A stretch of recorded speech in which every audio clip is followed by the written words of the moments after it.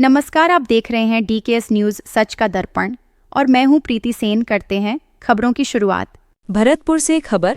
Mathura gate थाना police ने सम्मोहन और लॉटरी के नाम पर ठगी करने वाली गैंग का पर्दाफाश किया है। पुलिस ने इस गैंग के 3 बदमाशों को गिरफ्तार किया है, जबकि 2 की तलाश जारी है। ये गिरोह लोगों को लॉटरी में पैसे जीतने का लालच देकर पहले छोटे पैसे डबल करता था और फिर सोने चांदी के आभूषण दांव पर लगवाकर गायब हो जाता था। गिरफ्तार आरोपियों के खिलाफ भरतपुर के 3 थानों में मुकदमे दर्ज हैं और उत्तर प्रदेश में भी इनके खिलाफ कई मामले लंबित हैं। फिलहाल पुलिस आरोपियों से पूछताछ कर रही है। गिरफ्तारी के दौरान एक कट्टा और कारतूस भी बरामद हुआ है। अब देखना होगा कि पुलिस इनसे बाकी फरार आरोपियों और गहनों की बरामदगी कब तक कर पाती है। थाना मथुरा गेट पुलिस ने जो भरतपुर शहर और आसपास के इलाके में सम्मोहन या लोगों को छल से जो अंगूठी और चेन छीनने की वारदात जो कई सालों से हो रही थी, उस गैंग का भांडाफोड़ किया। ये गैंग भरतपुर और आगरा, मथुरा इन सब इलाकों में पिछले 4-5 सालों से काम कर रही थी, लेकिन ये भरतपुर में आज तक नहीं पकड़ी गई थी। इस गैंग के 3 सदस्यों को हमने गिरफ्तार किया, बाकी 2 को और आइडेंटिफाई कर लिया।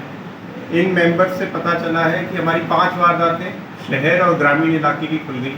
3 थाना मथुरा गेट की हैं, 1 कोतवाली की और 1 सेवर की। इनमें से 3 वारदात पिछले 1 महीने के अंदर हुई, 1 महीने या 1.5-2 महीने के अंदर की गई थी, जिनका हमारे पास खुलासा हुआ है। तो इस गैंग को हमने पकड़ लिया और होपफुली अब पूरे भरतपुर और इलाके में अगले कुछ समय तक एक अच्छा अंकुश लगेगा और इस तरीके की वारदात आम दिन के साथ नहीं होगी। ये जो 3 लोग गिरफ्तार किए हैं, ये क्या मुख्य अभियुक्त हैं या फिर अभी मुख्य अभियुक्त बाकी है? ये तीनों मुख्य अभियुक्ति हैं। पूरी गैंग ये खुद आते थे, 2 मोटरसाइकिल पे 4 लोग आते थे। ये सुबह के टाइम पर, ये शाहगंज आगरा की गैंग है, ये सुबह के टाइम वहाँ 3-4 बजे वहाँ से चलते थे। एक अपने साथ कोई मोबाइल वगैरह जिससे वहाँ पर बात करते थे, वो यहाँ पर यूज़ नहीं करते थे, जिससे इनको डिटेक्ट करना थोड़ी समस्या हो रही थी। ये यहाँ पर आकर अपनी जो वारदात सुबह 5 से 6 बजे के बीच में लोगों को प्रलोभन देते थे कि लॉटरी लगाओ, 10 रुपए की लगाओ, 20 की लगाओ। फिर लोगों के पास जो लालच में आ जाते थे, वो अपनी अंगूठी तक लगा देते, जिसको ये दिखा देते थे कि आपकी पर्ची में कुछ नहीं आया, और उसको ठग कर ले जाते थे। कभी हथियार का उपयोग किया?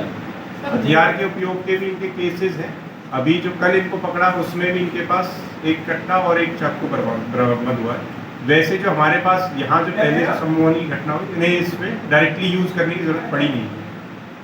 ये जो सम्मोहन कर रहे थे, ये कौन सी लोकेशन को चुनते थे? ये शहर और आसपास के इलाके में सुबह के टाइम करते थे, करीब 5-6 बजे के आसपास, जब लोग मॉर्निंग वॉक इस समय पर निकलते। ये नॉर्मली थोड़े बूढ़े और उम्र दराज लोगों को चुनते थे, जिनके हाथ में अंगूठी या कोई चेन दिख जाती है, तो ये उसको चुनकर ये बताते थे कि भाई ये देखो, इन्हीं के बाकी 2 साथी आ जाएंगे, वो थोड़ा सा पर्ची में लगाएंगे, वो कुछ पैसा जीत जाएंगे। इन्हें पता होता था किस साइड की पर्चियों में प्राइस है, ये अपने हिसाब से उसको सेट करते थे। फिर उस इंसान को क्या है कि ट्रिक करके उससे और पैसा लगवा देते थे। जब उसके पास कैश नहीं होता था तो वो अपने कीमती आभूषण, ज्वेलरी, अंगूठी, चेन ये सब लगा देता था और इसी तरीके से उसको छल कर ले जाते थे। कई मोबाइल वगैरह को भी ले लेते थे उनसे? मोबाइल लेने की डायरेक्टली ऐसी कोई घटना नहीं आई है। इन्होंने सोने की अंगूठियाँ और चेन की हमारे पास घटना है 5 घटना।